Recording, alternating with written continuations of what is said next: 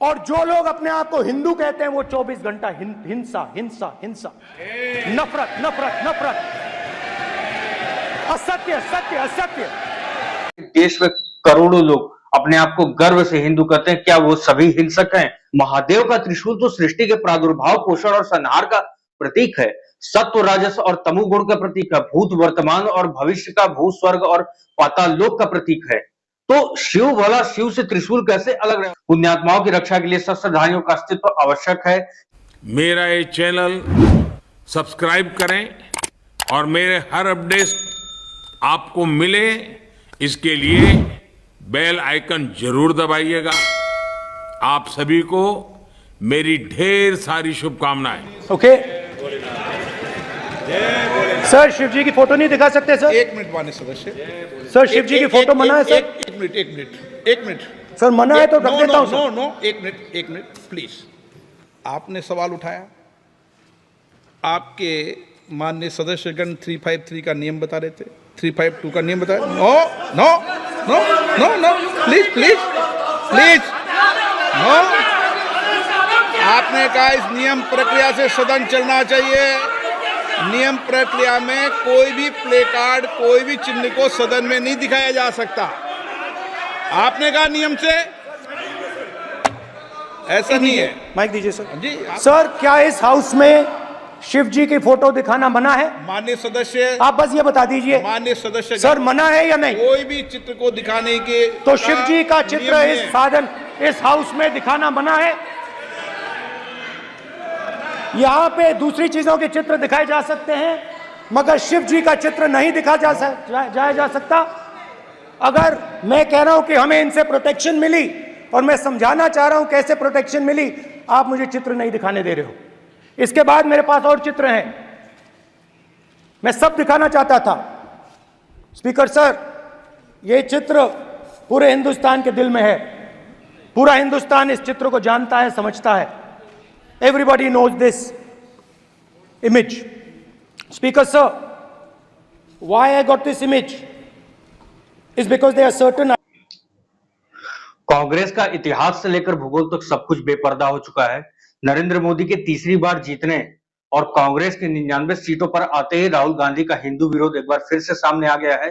राहुल गांधी ने संसद में 90 मिनट के भाषण में कई बार हिंदुओं को हिंसक बताया है। राहुल गांधी ने सोमवार को संसद में जो बयान दिया है, एक तरह से उन्होंने पूरे हिंदू समाज को हिंसक बताया है। राहुल के इस बयान पर प्रधानमंत्री ने स्वयं उठकर जवाब दिया। वैसे हिंदू धर्म को लेकर राहुल गांधी की जो नफरत है, जो घृणा है, वो किसी से छुपी नहीं है। इसके पहले भी उन्होंने कहा था कि जो मंदिर जाते हैं वो लड़की छेड़ते हैं। राहुल गांधी ने एक बार फिर से हिंदू धर्म को नीचा दिखाने की कोशिश की है। राहुल ने हिंदुओं के प्रति अपनी नफरत का प्रदर्शन करते हुए संसद के नियम कानूनों की धज्जियां उड़ाकर रख दी है। उन्होंने संपूर्ण हिंदू समाज को कलंकित करने के लिए भगवान शिव की तस्वीर का सहारा लिया।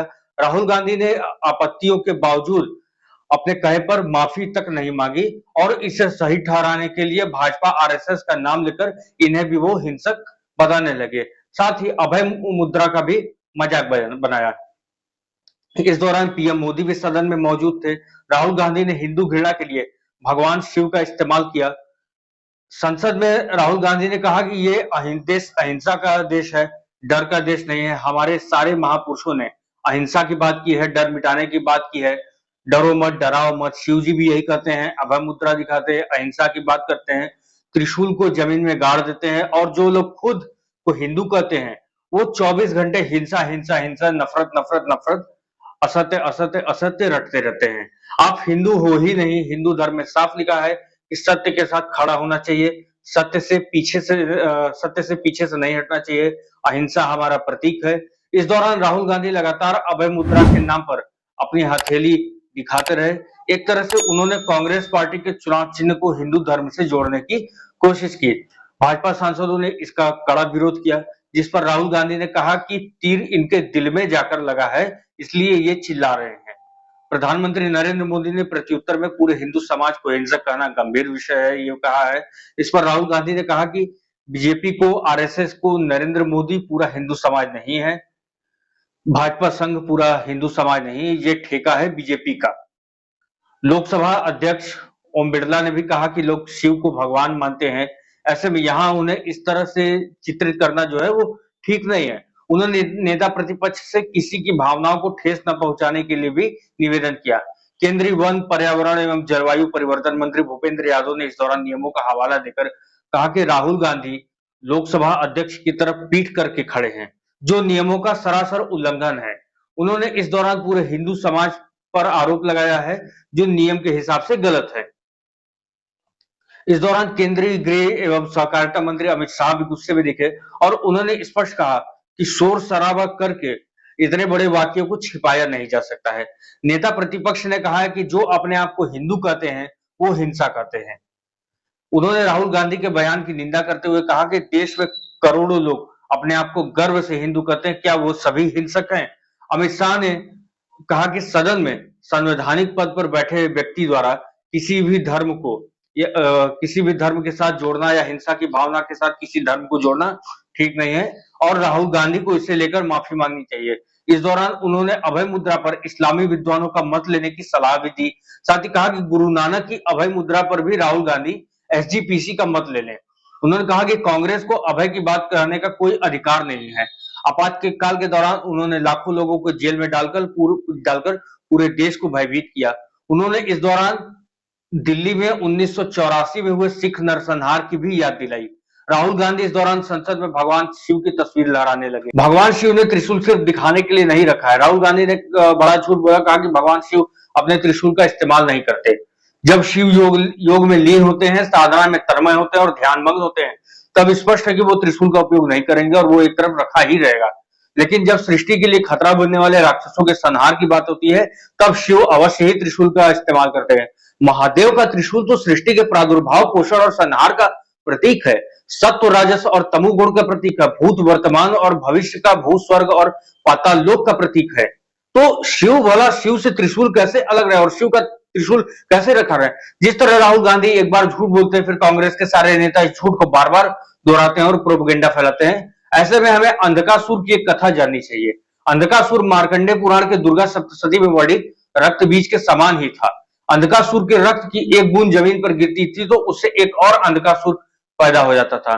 तब शिव ने उसके वध के लिए अपने त्रिशूल का उपयोग किया था और उसके रक्त से पैदा होने वाले अंधकासुरों का भक्षण करने के लिए कई मातृकाओं का निर्माण किया। मत्स्य पुराण में भी ऐसी कथा है। बहुत कम लोगों को ये पता होगा, लेकिन भगवान शिव ने त्रिशूल से भी अधिक अपने धनुष का उपयोग किया है। जब संपूर्ण सृष्टि पर त्रिपुरासुर नामक राक्षस कहर बरपा रहा था, तब महादेव ने धनुष से पाशुपति अस्त्र संधान कर उसका वध किया था। शिव के धनुष का नाम पिनाक है, इसलिए उन्हें पिनाकी भी कहा गया है। जब जब धरती पर राक्षसों का आतंक होता है, तब युद्ध आवश्यक हो जाता है। बिना युद्ध के वो लोग शांत नहीं होते जो राक्षस प्रवृत्ति के हैं। और सिर्फ भगवान शिव ही क्यों, हनुमान जी के पास गदा है, श्री हरि के पास सुदर्शन चक्र है, देवराज इंद्र के पास उनका वज्र है, श्री राम के पास धनुष है, मां दुर्गा के पास तो सारे अस्त्र शस्त्र विद्यमान है। शास्त्र की रक्षा भी तभी हो पाई है जब आपके पास शस्त्र हो। वन में ऋषि मुनियों की यज्ञ तपस्या में विघ्न डालने वाले राक्षसों के सफाई के लिए भी विश्वामित्र भगवान श्री राम को लेकर गए थे। पुण्यात्माओं की रक्षा के लिए शस्त्रधारियों का अस्तित्व आवश्यक है। शिव का त्रिशूल उनके बगल में नहीं रहेगा तो उनकी साधना में विघ्न डालने वाले भी वहां पहुंच जाएंगे।